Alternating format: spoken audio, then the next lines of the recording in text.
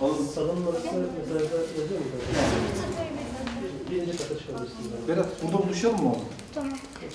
Ben de gireceğim de. Tamam, sizin katınız salonu. Altı. İkinci kat. Teşekkürler. Sağ olun. Berat, Yesin abi. 14 insan. Onda bir tane var.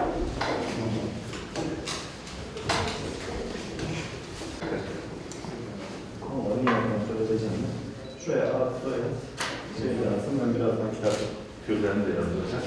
Cep telefonunda yazmayı unutmayın. Mesaj gelecek oraya. Tamam mıyız? Saat 11'de başlıyor. Şimdi dağıtıyorum ben kitapçığı. Açmıyorsunuz. Kitapçık türünü A işaretliyorsun sen. Sen B işaretliyorsun. B işaretliyorsun.